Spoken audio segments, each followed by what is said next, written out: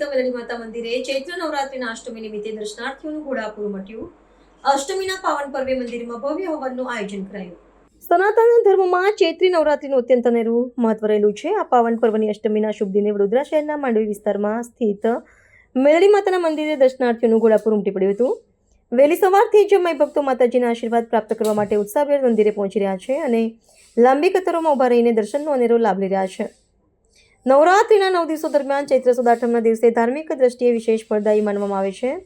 આ પ્રસંગે શ્રદ્ધાળુઓ દ્વારા માતાજીના ચરણોમાં નાળિયેર, ચુંદડી, પુષ્પમાળા તેમજ વિવિધ પ્રસાદ અર્પણ કરવામાં આવ્યા હતા. ભક્તોએ અતૂટ આસ્થા સાથે દર્શન કરીને અંતરથી ધન્યતાનો અનુભવ કર્યો હતો.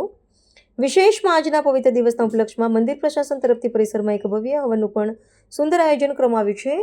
સમગ્ર મંદિર પરિસર માતાજીના જયઘોષ અને મંત્રોચ્ચારથી ગુંજી ઉઠ્યું હતું, જેનાથી આસપાસનું વાતાવરણ અત્યંત ભક્તિમય બની ગયું હતું.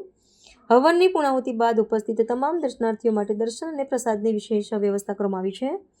આવા ધાર્મિક આયોજનો શહેરની સાંસ્કૃતિક અને આધ્યાત્મિક ચેતનાને વધુ પ્રબળ બનાવે છે તેમજ સમગ્ર સમાજમાં શાંતિ અને કલ્યાણની ભાવનાનો સંચાર કરે છે.